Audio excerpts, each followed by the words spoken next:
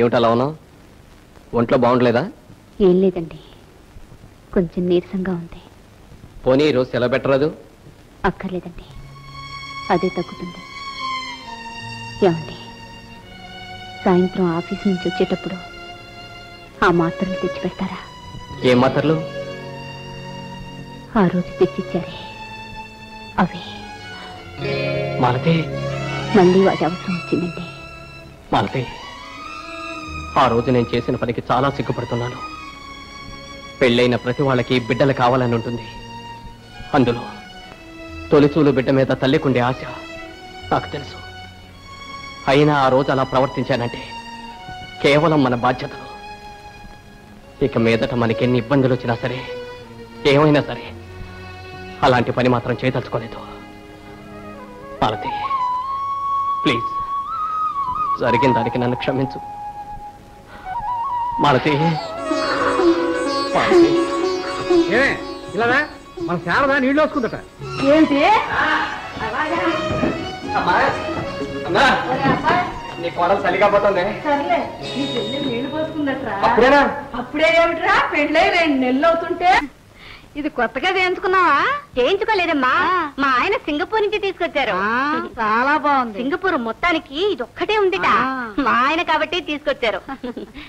నీకేమే తల్లి, అదృష్టవంతురాలివి. ఇదేమిటమ్మా, ఈ ఉప్మా మనుషులు తినేదేనా? అదేమిటే, మొన్నటిదాకా ఇలా చేస్తేనే తినేదానివిగా. అప్పుడు తిన్నాను, ఇప్పుడేం కర్మ? కాస్త నేతితో చేసుకోకూడదు? కాస్త జీడిపప్పు వేసుకుంటే నష్టమా?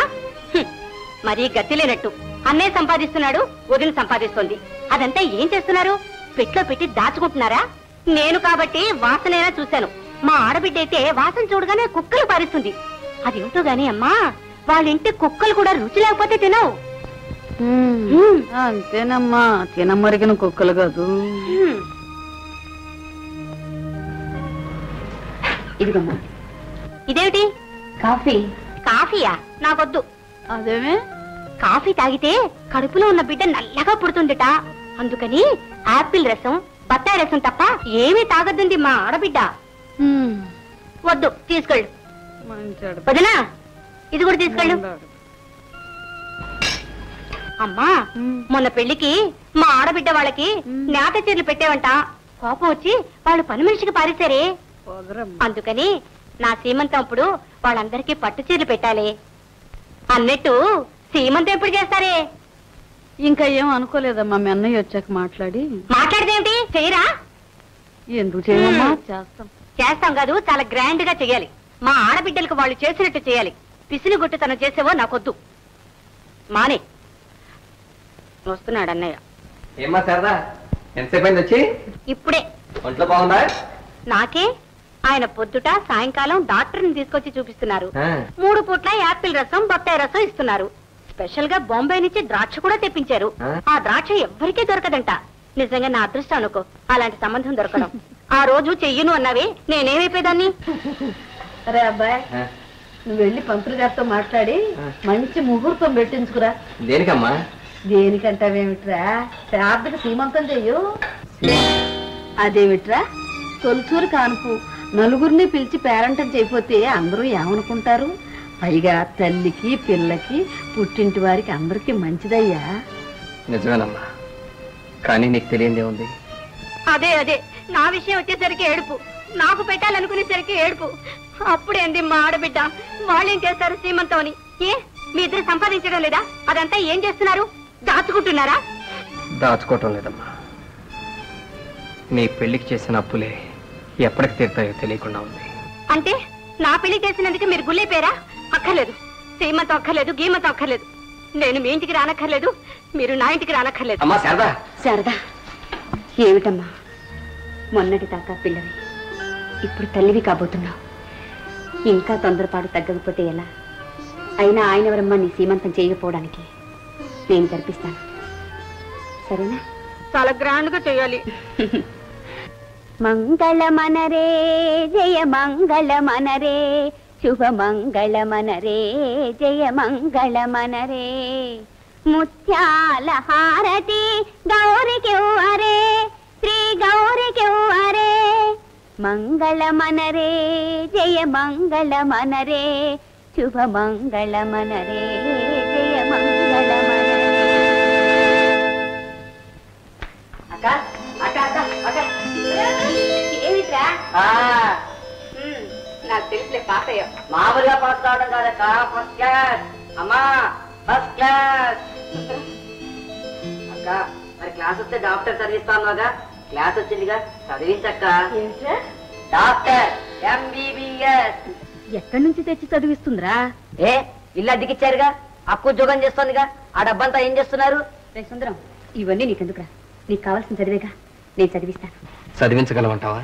చదివిస్తాము అంటే చదువుకొని వాళ్ళు ఎందరో ఉండగా చదువుతాను అన్నవాడిని చదివించడానికి ఏముందండి? మాలతి, నిచ్చెన గోడకు వేస్తే ఎక్కొచ్చు, కానీ ఆకాశానికే వేస్తే? ఎక్కగల సమర్థులున్నప్పుడు ఆకాశానికి ఏం కర్మండి, స్వర్గానికే వేయొచ్చు.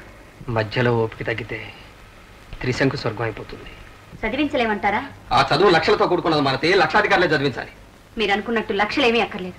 ముందుగా మాత్రం మనం కష్టపడితే చాలు, ఆ తర్వాత వాడికే స్కాలర్షిప్ వస్తుంది. మాలతి, నువ్వు అనుకుంటున్నది మన స్తోమతకు మించిన పని. మించినా పర్వాలేదు, ఎలాగోలా కష్టపడదాం. ఏం కష్టపడతాం? ఇంతవరకు శారద పెళ్లికి చేసిన అప్పులే తీర్చలేక వస్తుంటే 10లో 11 అండి, వాడితో పాటే ఇదిను. అటు ఇటు కాకుండా మధ్యలో వదిలేస్తే వాడు ఏమైపోతాడు? మధ్యలో ఎందుకు వదిలేస్తాం? మా ఆఫీసులో అటెండర్ పోస్ట్ ఒకటి ఖాళీగా ఉంది, నేను ఎలాగో వేయిస్తాను.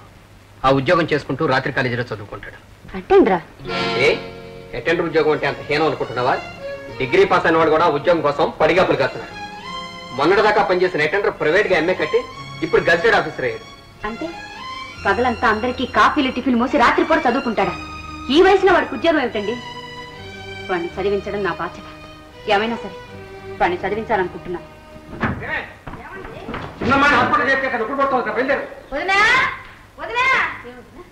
అమ్మాయి నొప్పులు పడుతున్నట్ట హాస్పిటల్కి వెళ్తున్నాం, ఇల్లు జాగ్రత్తగా చూస్తామమ్మా. మిస్టర్ రామనాథం, మీ బావగారి దగ్గర నుంచి ఫోన్ వచ్చింది. మీ చెల్లాయిని హాస్పిటల్లో చేర్పించారట. ప్రసవం కొంచెం కష్టంగా ఉందట, మిమ్మల్ని అర్జెంట్గా రమ్మంటున్నారు. అలాగా? అక్కేడుస్తోంది.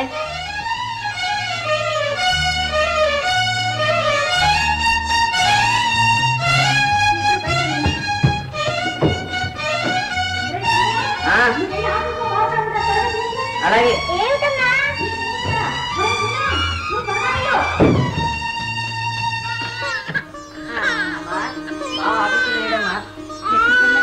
తెలియదక్క, ఏదో ఫోన్ ఇచ్చిందని వెళ్ళేస్తా.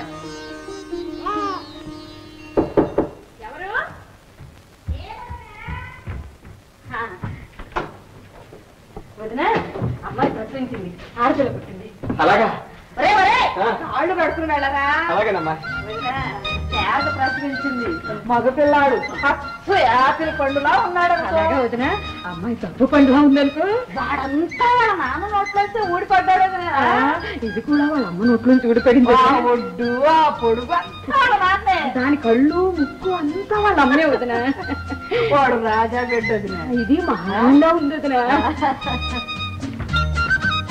అక్కడ మగబిడ్డ, ఇక్కడ ఆడబిడ్డ. బాగుందండి. ఏమండి మన పాప ఎలా ఉంది? అచ్చా నీలానే ఉంది. అమ్మ కూడా అలానే అండి.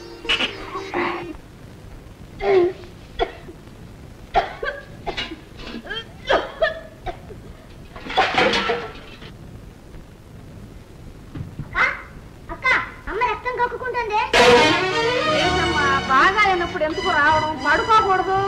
అయ్యో అమ్మ, ఏమిటమ్మా? ఏం లేదమ్మా, కొంచెం వేడి చేసినట్టుగా ఉంది. ఏమీ లేకపోవడం ఏమిటి? అలా రక్తం పట్టడం అంటే మాటలా? పిల్లా జల్లా ఉన్నాయి ఇంట్లో. రమ్మా, హాస్పిటల్కి వెళ్దాన్ని. ఇది క్యాన్సర్ అమ్మా, అంతగా కంగారు పడాల్సిన అవసరం లేదు. రేడియల్ ట్రీట్మెంట్ ఇస్తే నయం కావచ్చు. రేపటి నుంచే ట్రీట్మెంట్ ప్రారంభిస్తాను. సుమారు 2000 దాకా ఖర్చు అవుతుంది.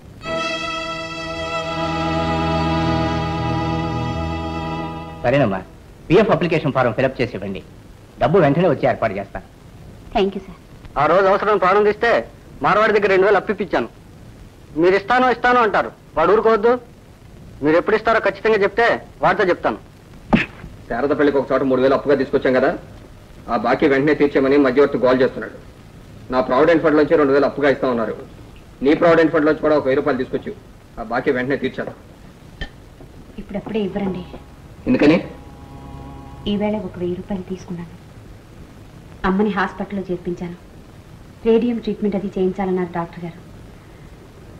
ఇంకో 1000 రూపాయల దాకా కావాల్సి వచ్చేటట్టుంది.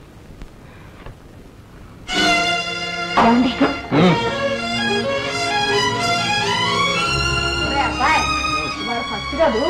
ఇంతటివాడు, పాలవాడు, కాయగూరవాడు, అప్పులవాడు, కాకూలివాడు, బయట వచ్చేవాడు, ఇల్లు వచ్చేవాడు అందరూ వచ్చారు. అంతేగా నా జీతం అంతానేమో బయట తీసుకుని కోసం సరిపోతుంది. ఆంటీ గారికి చెప్పేమో వాళ్ళ కోసం సరిపోతుంది. ఏం చేసుకుంటారో చేసుకోండి. చేయటాకేముంది? ఆ చేసేదో నువ్వే చేసావుగా.